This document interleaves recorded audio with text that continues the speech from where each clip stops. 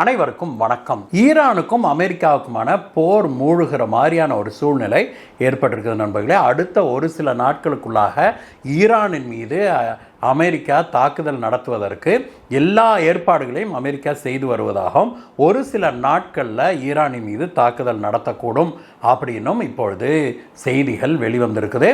நம் எல்லோரையும் பாதிக்கக்கூடிய இந்த மிக முக்கியமான விஷயத்தை பற்றி தான் இன்னைக்கு பேச போகிறோம் நண்பர்களே. வாங்க.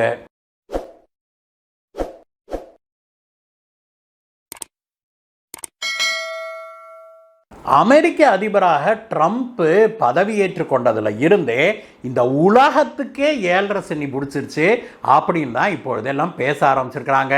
அதுலேயும் அவர் இப்பொழுது ஈரானின் மீது போர் தொடுப்பதற்கு தயாராகிருக்கிறாரே அப்படிங்கிறத கேட்கும்போது உண்மையிலேயே நமக்கு அதிர்ச்சியாக தான் இருக்குது நண்பர்களே.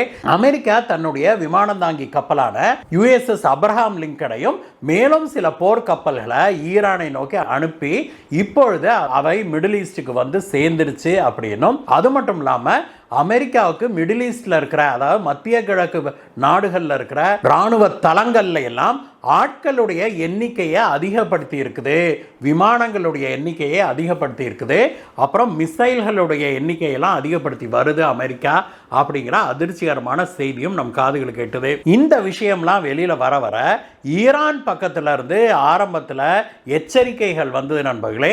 இந்த மாதிரி எங்க மேல கை வச்சிங்கன்னா அவ்வளோதான், இஸ்ரேலையும் அமெரிக்காவுடைய பேசஸையும் ஒன்றும் இல்லாமல் பண்ணிடுவோம், நாங்கள் அமெரிக்காவுக்கு ஆதரிக்கிற எந்த ஒரு நாடும் எங்களுக்கு எதிரி தான், அந்த நாடுகள் மேலையெல்லாம் நாங்கள் தாக்குதல் நடத்த தயங்க மாட்டோம், மிசைலை வச்சு அடிப்போம் அப்படின்னு ஆவுன்னு பயங்கரமாக மிரட்டுச்சு ஈரானு. அப்புறம் அந்த மிரட்டல் ஷார்ப்பாக ஃபோக்கஸ்டாக இஸ்ரேலின் மீதும் அமெரிக்க தளங்களின் மீதும் அப்படின்னு மாறுச்சு. அதற்கு பிறகு கடந்த சில நாட்களாக இந்த மிரட்டலெல்லாம் குறைஞ்சு போய் இப்பொழுது ஈரான் வந்து நாங்கள் எதுக்கும் தயாராக இருக்கிறோம், ஆனால் எங்கள் மேலே ஒரு துரும்பு விழுந்தா கூட அது முழு போருக்கு வித்திடும், அது ஒரு போர் நடவடிக்கையாக தான் நாங்கள் கருதுவோம் அப்படின்னு சொல்லியிருக்குது. இதெல்லாம் ஒரு புறம் இருக்க, நமக்கு கிடைச்சிருக்கிற இன்னொரு செய்தி என்னன்னா, ஈரானுடைய மத தலைவர் இருக்கார் இல்லையா, அயத்துல்லா கமேனி, அவர் வந்து பதுங்கு குழியில் போய் ஒளிஞ்சுக்கிட்டாரு. அவருடைய இராணுவம் கேட்டுக்கொண்டதற்குனாங்க அவர் நேற்று நள்ளிரவு பதுங்கு குழியில் போய் ஒளிஞ்சிருக்கிறாரு அப்படின்னு உறுதிப்படுத்தப்பட்ட தகவல்கள் வெளிவருது. இதனால் அமெரிக்கா வந்து உறுதியாக அடுத்த சில நாட்களுக்குள்ள ஈரானின் மீது தாக்குதல் நடத்தும் அப்படின்னு ஈரான் நம்புது அப்படிங்கிறத நம்ம புரிஞ்சுக்கொள்ள முடியும். ஈரான் மீது ட்ரம்ப் ஏன் திடீர்னு இப்படி ஒரு தாக்குதல் நடத்துறதுக்கு, ஒரு போரைவே தொடங்குறதுக்கு எத்தனிச்சிருக்கிறாரு அப்படிங்கிறதுக்கான காரணங்களை நம்ம முதல்ல தெரிஞ்சுக்கணும் நண்பர்களே.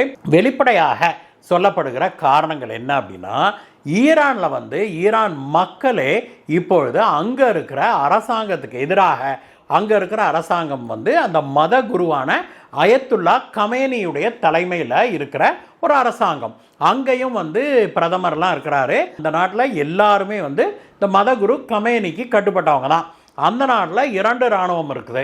ஒன்று வந்து நாட்டுக்கான இராணுவம், இன்னொன்று வந்து இந்த மதகுரு இருக்கார் இல்லையா அயத்துல்லா கமேனி, அவருடைய கண்ட்ரோலில் இருக்கிற இராணுவம். அதில் மட்டுமே கிட்டத்தட்ட 1 லட்சத்துக்கும் மேற்பட்டவர்கள் இருக்கிறாங்க அப்படின்னும், அந்த இராணுவத்துக்கு தான் சுப்ரீம் பவர், அந்த இராணுவத்துக்கு கட்டுப்பட்டு தான் அந்த யார் அயத்துல்லா கமேனியுடைய இராணுவம் இருக்குது இல்லையா, அதை வந்து தனிப்பட்ட செக்யூரிட்டின்னு ஆரம்பித்ததை, அதாவது மதகுருவுக்கு பாதுகாப்பு கொடுப்பதற்காக ஆரம்பிக்கப்பட்டது, அப்படியே படிப்படியாக இன்க்ரீஸ் ஆகி அந்த நாட்டையே தன்னுடைய கண்ட்ரோலுக்குள்ள அயத்துல்லா கமேனி வச்சுக்கிறதுக்கு அதை பயன்படுத்துகிறாரு. அந்த இராணுவம், அந்த மதகுருவுடைய தனிப்பட்ட இராணுவம் இருக்குது இல்லையா, அந்த இராணுவத்துக்கு கட்டுப்பட்டு தான் அந்த ஈரான் நாட்டுடைய ரெகுலர் இராணுவமே இருக்கணும் அப்படிங்கிறதான் அங்கே எழுதப்படாத விதி. அந்த மதகுருவுக்கு எதிராகவும் அந்த நாட்டு அரசாங்கத்துக்கு எதிராகவும் லட்சக்கணக்கான மக்கள் தெருவில் இறங்கி போராட ஆரம்பித்தாங்க.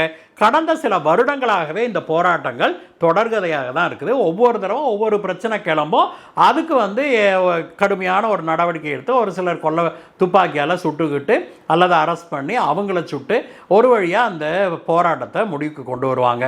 இந்த முறை பயங்கரமாக போராட்டம் வெடிச்சிருச்சு.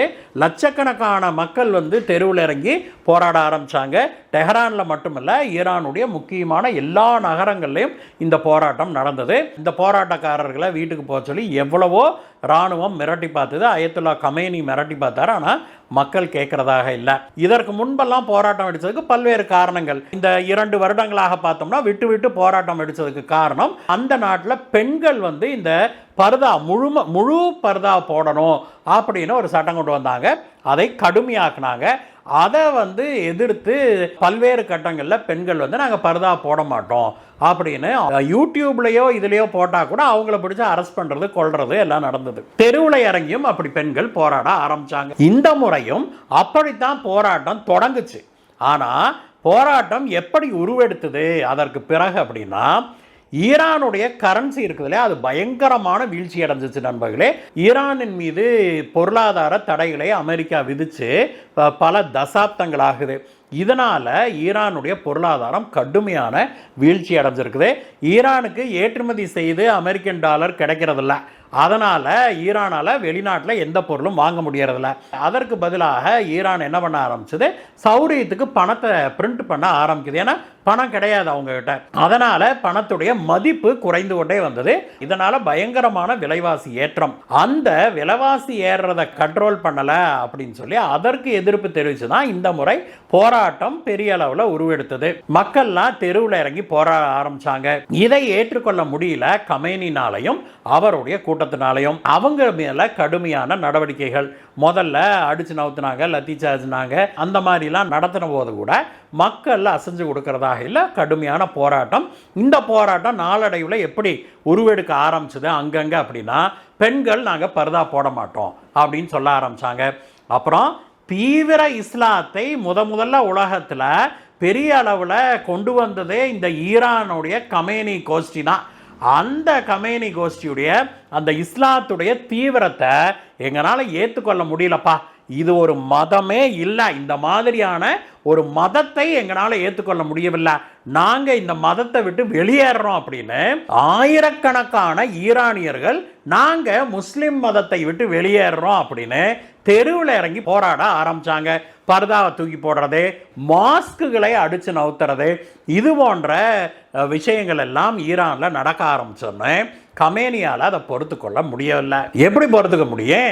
அப்புறம் தான் அந்த மதத்துக்கு குருன்னு உட்கார்ந்துருக்கிறாரு, அந்த மதத்தையே தங்க நாட்டு மக்களே ஏற்றுக்கலாம் அப்படின்னா அப்புறம் உலகம் பூரா இப்படி ஆகிட்டா அப்புறம் தங்க மதம் என்னத்துக்கு ஆறுது அப்படின்னு இவருக்கு வந்த வைத்தறிச்சல்ல என்ன பண்ணுறாரு, சுட்டு தள்ளுங்கிறாங்கிறாரு. அவங்களும் அந்த நாட்டு இராணுவமும் போராட்டக்காரர்களை நோக்கி சுட்டு தள்ளுது. இதில் அவங்க அரசாங்கம் சொன்ன ஸ்டாட்டிஸ்டிக்ஸே கிட்டத்தட்ட 3500 பேர் இறந்துட்டாங்க அப்படின்னு. ஆனால் அங்கேருந்து வருகிற தகவல்கள், உறுதிப்படுத்தப்படாத தகவல்கள் என்ன சொல்லுது அப்படின்னா, கிட்டத்தட்ட 12,000 15,000 பேரை சுட்டு கொண்டிருப்பாங்க அப்படின்னு சொல்லுது. இப்படி போராட்டக்காரர்கள் மீது பயங்கரமான அடக்குமுறை, அவங்களெல்லாம் சுட்டு தள்ளி ஆயிரக்கணக்கான பேரை ஈரான் அரசாங்கம் கொண்டிருக்குது அப்படிங்கிறத எங்களால் ஏற்றுக்க முடியல அப்படின்னு சொல்லி அங்கே தான் ட்ரம்ப் உள்ள வர்றாரு. வந்த மனுஷன் என்ன சொல்கிறாரு, இதையெல்லாம் எங்களால் ஏற்றுக்க முடியாது, நாங்கள் அவர்களை காப்பாற்றுறதுக்கு களமிறங்க போகிறோங்கிறாரு. இந்த விஷயம் கேட்டனே அந்த மக்கள் இன்னும் பயங்கரமாக போராடுறாங்க. ஆனால் கமேனி விடுறதா இல்லை, வச்சு சுட்டு தள்ளுற அப்படி. அப்புறம் ஆயிரக்கணக்கான அவங்கள பிடிச்சி ஜெயிலில் போட்டு அவர்களை ஜெயிலில் விசாரணை முடித்து நாங்கள் சுட்டு தள்ள போகிறோம், தெருவில் வச்சு சுட போகிறோம், அவங்களுக்கு தூக்கு தண்டனை வழங்க போகிறோம் அப்படின்னு சொல்லிலாம் அவங்க அறிவிக்கிறாங்க. இதற்கும் ட்ரம்ப் கடுமையாக எதிர்ப்பு தெரிவித்து தான் நாங்கள் எங்களுடைய படையை அனுப்பி இந்த மக்களை காப்பாற்ற போகிறோம் தான் அந்த USS அப்ரஹாம் லிங்கன் அப்படிங்கிற விமானந்தாங்கி கப்பலை அனுப்புகிறார். அதற்கு பிறகு ஈரானிய அதிகாரிகள் மிரட்டுறாங்க, பேசுகிறாங்க, அமெரிக்கா கிட்ட பேச்சுவார்த்தை நடத்துகிறாங்க. அதற்கு பிறகு ட்ரம்ப் டோனை மாற்றுறாரு. இல்லை அரசாங்கமே இனிமேல் சுட மாட்டோம்னு சொல்லுதுன்னு மாற்றி பேசுகிறாரு. ஆனால் இப்பொழுது ட்ரம்ப் ஈரானின் மீது தாக்குதல் நடத்தியே தீருவதுன்னு ஒரு முடிவுக்கு வந்துட்டாரு அப்படிங்கிறாங்க. அதனால தான் அயத்துல்லா கமேனி போய் ஒளிஞ்சுக்கிட்டாருங்கிறாங்க. இதெல்லாம் வெளியில் சொல்லப்படுகிற காரணங்கள். இரண்டாவது காரணம், அந்த நாட்டில் இருக்கிற கச்சா எண்ணெய் வளம். அமெரிக்கா எதுக்காக வெனிசுலாவை போய் பிடிச்சது? வெனிசுலாங்கிறது தனி நாடு. அந்த நாட்டுக்குள்ளே இவங்க படையனுப்பி அந்த நாட்டு அதிபரையும் அவருடைய மனைவியும் கைதியாக பிடிச்சிக்கிட்டு போய் தங்க நாட்டில் அமெரிக்காவில் வச்சு விசாரணை நடத்துகிறாங்க. இப்போ வெனிசுவேலா எங்கள் கண்ட்ரோலில் இருக்குது. வெனிசுலாவில் இருக்கிற கச்சா எண்ணெய் வளத்தை அமெரிக்க நிறுவனங்களுக்கு கான்ட்ராக்டுக்கு கொடுக்க போகிறாங்க அப்படின்லாம் அறிவிக்கிறார். உலகத்திலேயே ஆக அதிக கச்சா எண்ணெய் வளம் இருக்கிற நாடு வெனிசுலா தான். நம்பர் 1 அவங்க ரிசர்வ்ஸ் வச்சுருக்கிறது. அந்த நாட்டை பிடிச்சாச்சு. அடுத்தது 3வது 4வது இடத்துல இருக்கிறது இப்பொழுது ஈரான் தான். ஈரானையும் பிடிக்கிறதாக ஒரு திட்டம். அதாவது அமெரிக்காவுடைய பொருளாதாரம் பயங்கர மோசமான நிலைமையில் இருக்குது. 35 ட்ரில்லியன் அமெரிக்கன் டாலருக்கு மேலே கடன் இருக்குது அமெரிக்காவுக்கு. அதையெல்லாம் ஈடுகட்டுறதுக்கு பிற நாடுகளுடைய வளத்தை கொள்ளையடிக்கிறதுக்கு ட்ரம்ப் இப்படியெல்லாம் திட்டமிடுறாரு அப்படிங்கிறதான் உண்மை. முதல் உலகப் போருக்கு முன்னாடி ஐரோப்பாவை சேர்ந்த நாடுகள்லாம் உலகம் பூரா போய் அந்த மக்களை அடிமையாக்கி நாட்டை பிடிச்சி கொள்ளையடிச்சானுங்க. அவனுங்கெல்லாம் பணக்காரனானானுங்க. இப்போ அடுத்ததாக அமெரிக்கா திட்டம் போட்டிருக்கிறது இப்படி. 2ஆம் உலகப் போருக்கு பிறகு அமெரிக்கா வேறொரு ஸ்டாண்ட் எடுத்தது. நல்லவனாக நாடகம் போட்டுக்கிட்டு நான் உங்களுக்கு எல்லா வளத்தையும் செய்து கொடுக்குறேன், டாம் கட்டி கொடுக்குறேன், அதை கட்டி கொடுக்குறேன் அப்படின்னு சொல்லி நல்லவன் மாதிரி உள்ள வந்து கடனை கொடுத்து கடனாளியாக்கி அப்புறம் அந்த நாட்டு வளங்களை சீப்பாக அல்லது இலவசமாக சுரண்டிக்கிட்டு இருந்தது அமெரிக்கா. இது ஓடிச்சு கிட்டத்தட்ட ஒரு 80 வருஷமாக. இப்போ அமெரிக்கா அந்த லெவலையெல்லாம் தாண்டிடுச்சு. இத்தனையும் பண்ணியும் அவன் கடனாளியாக இருக்கிறான். அதனால் இப்போ என்ன பண்ணுறான், நேரடியாகவே நாட்டை பிடிக்கிறது அப்படின்னு முடிவு பண்ணி வெனிசுலா பிடிச்சாச்சு. அடுத்தது ஈரானுடைய கச்சா எண்ணெய் வளத்தையும் சுரண்டுறதுக்கு அமெரிக்கா ரெடி ஆகுது. ட்ரம்ப் இந்த திட்டத்தோடு தான் களமிறங்கி இருக்கிறாரு. அதனால் எப்படி இருந்தாலும் அமெரிக்கா வந்து ஈரான் மீது தாக்குதல் நடத்துவது உறுதி அப்படிங்கிறாங்க. அதே சமயத்தில் இன்னொரு சாரார் சில பாதுகாப்பு வல்லுநர்கள் என்ன சொல்கிறாங்கன்னா, அமெரிக்காவோ அல்லது எந்த ஒரு பவர்ஃபுல் நாடுமோ ஒரு சில நாடுகளின் மீது மட்டும் கை வைக்க மாட்டாங்க அப்படின்னு சொல்லி, அது எந்தெந்த நாடு அப்படின்னா இந்தியா, பாகிஸ்தான், வடகொரியா, ரஷ்யா, சீனா இது போன்ற நாடுகளின் மீது கை வைக்கவே மாட்டாங்க. நேரடியாக இந்த நாடுகளை ஆக்கிரமிக்க முயற்சி செய்ய மாட்டாங்க அப்படிங்கிறாங்க. தாக்குதல் நடத்த மாட்டாங்க, போர் தொடுக்க மாட்டாங்க. அந்த லிஸ்ட்டில் ஈரானையும் சேர்த்திருக்கிறாங்க. இந்த லிஸ்ட்டில் இருக்கிற நாடுகளுக்கு மட்டும் அப்படி என்ன ஸ்பெஷல்? ஏன் பிற நாடுகள்லாம் இந்த நாடுகளின் மீது நம்ம மேலே இந்தியா, பாகிஸ்தான், வடகொரியா போன்ற நாடுகளின் மீது தாக்குதல் நடத்த போர் தொடுக்க பயப்படுவாங்க, கை வைக்கவே மாட்டாங்கன்னு ஏன் சொல்கிறாங்கன்னா, நம்ம நாடு இந்த நாடுகள்கிட்ட அணு ஆயுதம் இருக்குது. இதுதான் டிசைடிங் ஃபேக்டர் அப்படின்னு சொல்றாங்க நண்பர்களே. இப்போ ரஷ்யா, சீனா, இந்தியா, பாகிஸ்தான் போன்ற நாடுகள் எல்லாம் வெளிப்படையாகவே எங்ககிட்ட அணு ஆயுதம் இருக்குதுன்னு அறிவிச்சிட்டோம். ஆனால் ஈரான் வந்து அதை சொல்லலையே ஒழிய அணு ஆயுதத்தை வச்சிருக்குது அப்படிங்கிறது உறுதி.